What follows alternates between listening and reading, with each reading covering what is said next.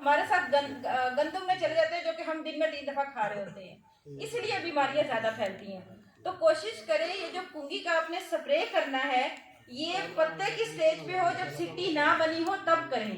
कंपनियां अगर आपको कहें भी सही कि कुछ नहीं होता, ये इतनी इसका रेजिडुअल इफेक्ट नहीं है, इतना नुकसानदेह नहीं है, सिट्टे पे भी कर ले कुछ नहीं होता, उनकी बात नहीं मानी। उन्होंने अपना प्रोडक्ट बेचना है। आपने अपनी सेहत और अपने खानदान की सेहत और अपने मुल्क की सेहत का ख्याल रखते हुए जब सिट्टे पे आपकी फसल हो तब कुंगी का अटैक हो तब आपने स्प्रे नहीं करना। ये तो एक छोटी सी बात थी कि जो मैंने कहा जरूरी समझा कि मैं इसे पहले एक दफा डिस्कस कर लूं।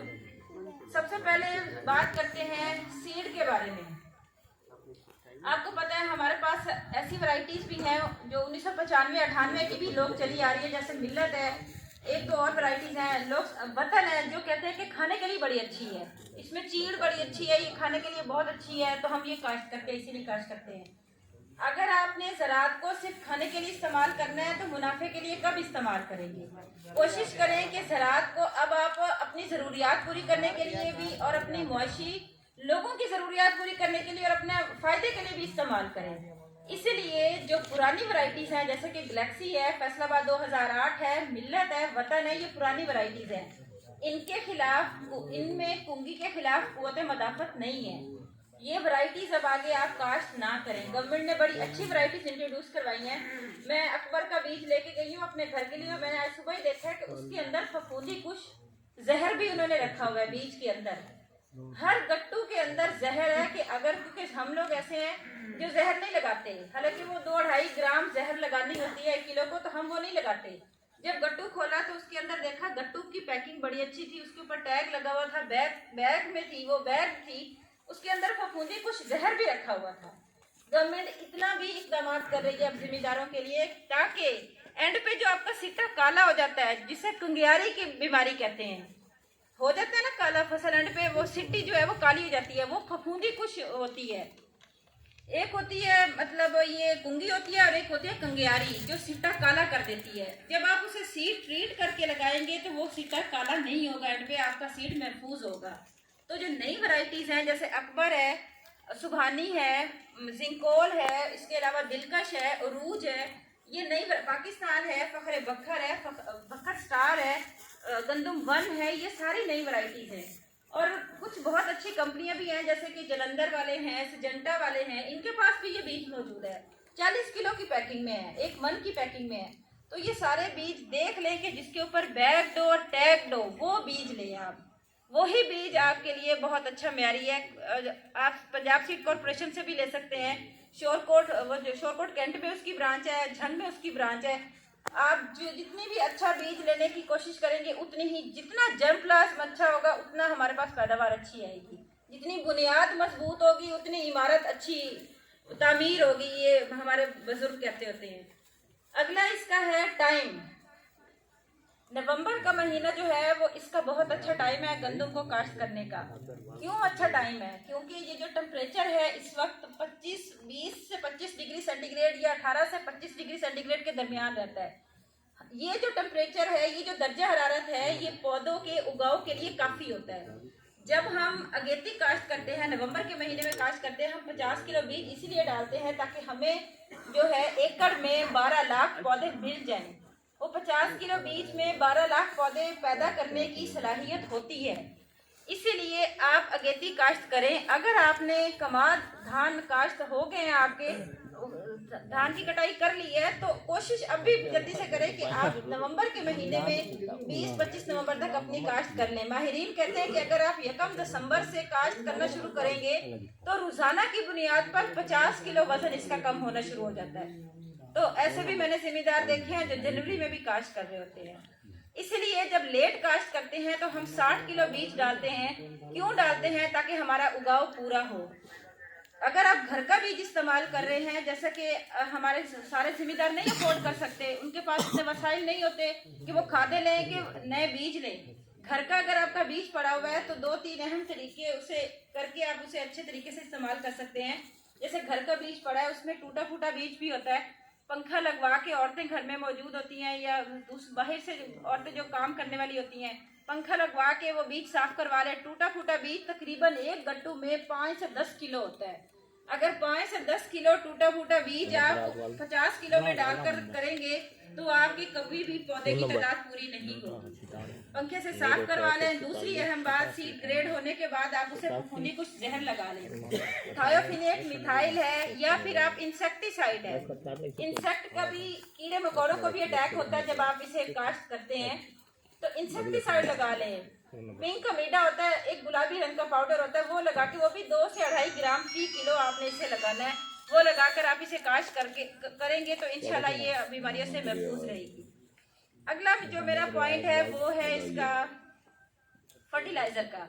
हमारे ये जो जिस जमीन पे हम खड़े हुए हैं, ये माशाल्लाह से बड़ी हरी भरी फसलें हैं। यहाँ ना कोई पानी की कमी है, ना ही यहाँ कोई पानी खराब है। यहाँ पर आप आराम से 1 बोरी DAP, 1 बोरी आप आधी बोरी यूरिया और 1 बोरी पोटाश, ये 3 खादें हैं जो आपने डालनी है। अच्छा, ऐसे भी कुछ खादें हैं जिन्हें पौधों को थोड़ी तादाद में जरूरत होती है, जिसे कहते हैं माइक्रो न्यूट्रिएंट्स। थोड़ी तादाद में पौधों की जरूरत होती है। जैसे हम लोग हैं, हम सारे लोग रोटी खा लेते हैं। रोटी खाने के साथ साथ हम कहते हैं फल भी खा लें, थोड़ी हमारी जरूरत पूरी हो जाएगी। थोड़े से सैलड्स भी खा लें, थोड़े से फ्रूट, थोड़े से देसी घी भी खा लें, गोश्त भी खा लें।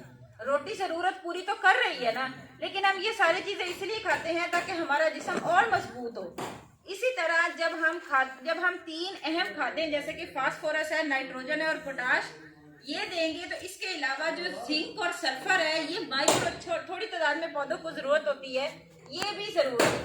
2 किलो सल्फर हर आपने पहले पानी के साथ हर एकड़ में दें।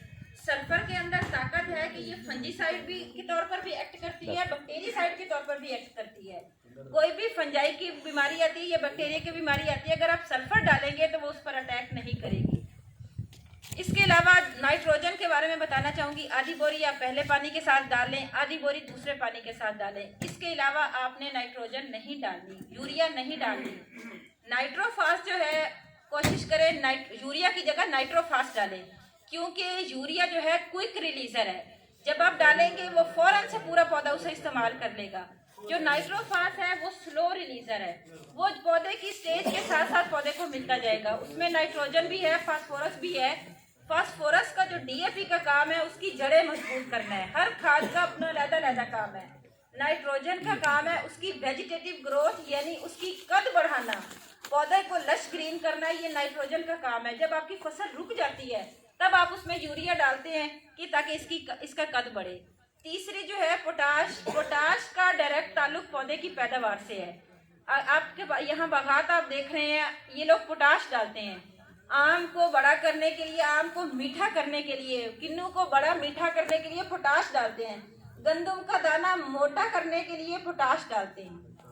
जब जिम्मेदार ये समझ जाएगा, आप ऐसा करें, आप एक्सपेरिमेंट कर लें, 1 एकड़ अपना पोटाश वाला रख लें, 1 एकड़ पोटाश के बगैर वाला रख लें। आपको पता चल जाएगा कि जिसमें मैंने पोटाश डाली है उसने पैदावार ज्यादा दी है, या जिसमें पोटाश नहीं डाली उसने पैदावार कम क्यों दी है। तो ये आपको एक फर्क पता चल जाएगा। जितने बड़े साइंसदान जिम्मेदार खुद है, उतने बड़े साइंसदान हम नहीं है। ये आपकी जमीनें हैं, इससे आपसे ज्यादा हमें प्यार नहीं होगा आपकी जमीनों से। इसलिए कहते हैं कि जिम्मेदार जब खुद पाँव से खाद देगा तो वो कभी भी नाकाम नहीं हो सकता। पाँव से खाद देना, फुट मैन्योरिंग क्या होती है कि जिम्मेदार जब खुद डेली अपनी फसल का विजिट करेगा, उसे पता होगा कि मेरी फसल को कौन सी बीमारी है, किस चीज की जरूरत है। हर चीज जो है, हर फसल का हर रंग उसे बता रहा होता है कि अब इसको फलां चीज की जरूरत है, फलां चीज की जरूरत है। उसका कद छोटा रह जाता है, जिम्मेदार को पता चल जाता है। वो पीला होना शुरू हो जाती है, जिम्मेदार को पता चल जाता है। वो जड़ें मजबूत नहीं होती, वो गिरना शुरू हो जाता है, जिम्मेदार को पता होता है। जो फुट मैन्योरिंग करेगा वो कभी भी नाकाम जिम्मेदार नहीं हो सकता। तीसरी थी उसके बारे में, आपाशी के बारे में।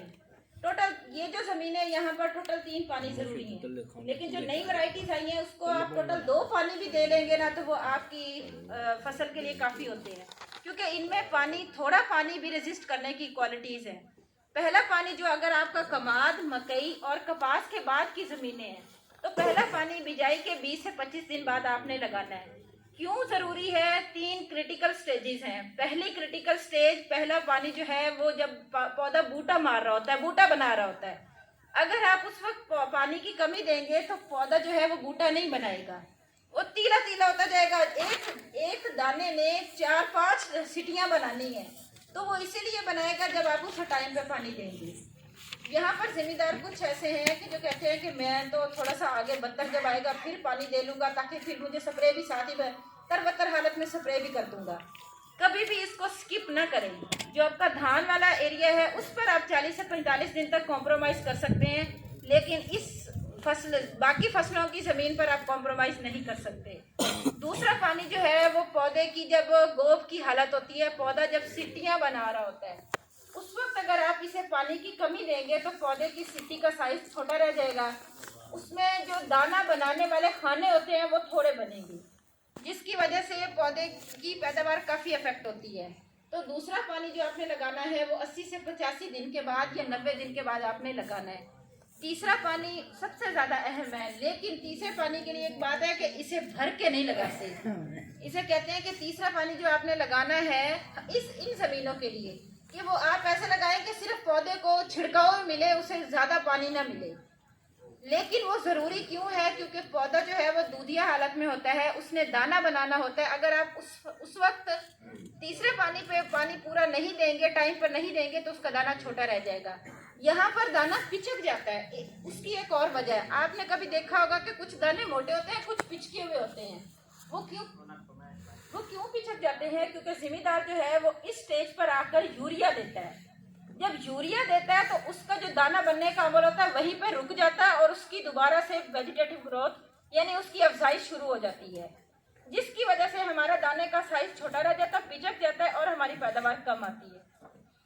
इसके अलावा बाकी हमारे पास आखिरी पॉइंट जो रह गया वो है जड़ी बूटियों का स्प्रे।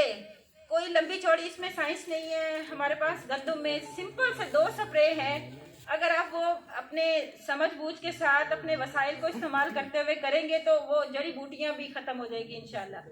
पहला जो स्प्रे आपने करना है वो तरबतर हालत में करें, या 20 से 25 दिन के बाद जब आप पहला पानी लगाते हैं आप तब कर दें।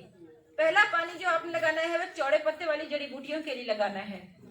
उस वक्त अगर, क्योंकि हम जड़ी बूटियों को तभी कंट्रोल कर सकते हैं जब जड़ी बूटियां 3 लीफ स्टेज यानी 3 पत्तों की हालत में होती हैं। जब उससे जड़ी बूटियां बड़ी हो जाती हैं तब वो कंट्रोल नहीं होती, क्योंकि पौधे पे भी स्प्रे होना होता है। पौधा उसको रेजिस्ट नहीं कर सकता, पौधा भी जल जाता है अगर आप हाई पोटेंसी के स्प्रे यूज करेंगे।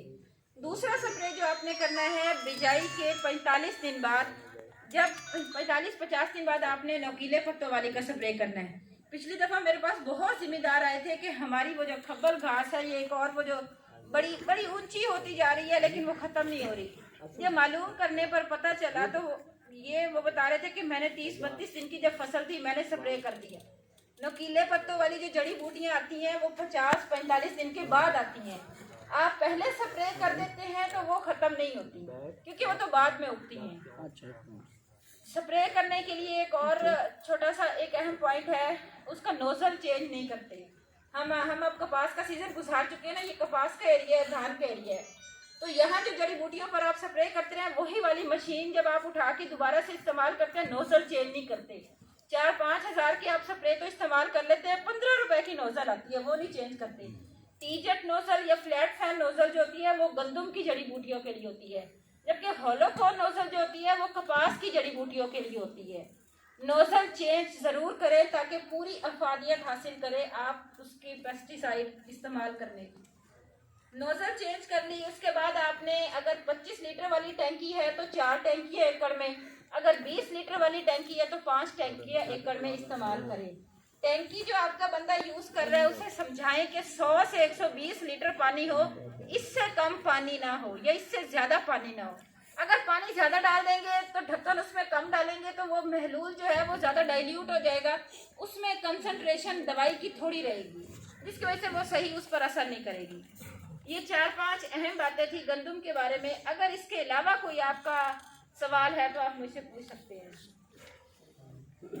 गंदम के बारे में कोई भी आपका सवाल है, कुछ समझ ना आया हो या अच्छा मैं आपको एक और बात बता दूंगी, जो हमारी नई वैरायटीज़ हैं, अकबर है, दिलकश है, सुबहानी है, इस पर सब्सिडी भी है।